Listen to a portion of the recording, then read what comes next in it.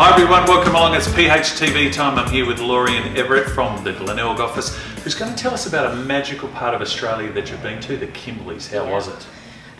Magical is the right word. It's absolutely amazing. So remote, so beautiful, and so untouched. There's less people go to the Kimberley than actually go to Antarctica.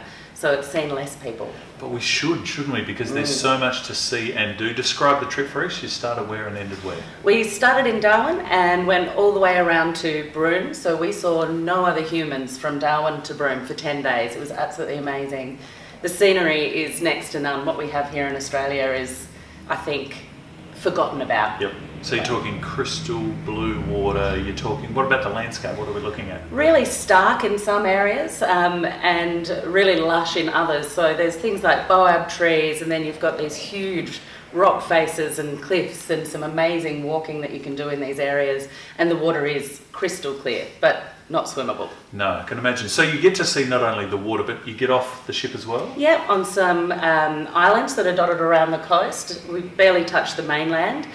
So we did a lot of cruising through some rivers and some canals, and we did a lot of hiking on these islands as well. So do you need a level of fitness to do this trip, you think, on the Kimberleys? You do. Don't leave it till last. Don't leave the Kimberley till last. You need to have a certain level of fitness to be able to sit on these zodiacs for at least 4 hours in some instances, and to be able to get around some of the unsteady landscape. You go to a museum to see amazing Indigenous art. What's it like seeing it though in the flesh right there? The feeling can hardly be described. It's something special, that's for sure. I mean, this rock art, 20,000 years old, Gwion, stories that have been lost, stories that have been written over. They're that old. The Aboriginals can't remember or don't know what those stories are anymore. It's pretty spectacular. Is there a best time of year to go to the Kimberleys? Yeah, usually between June, July, August, that's the best time. Any other time you sort of got the wet season, or even in build-up, September, October was when I went a little bit too late. It was humid and some people were struggling. I get the feeling you might be going back.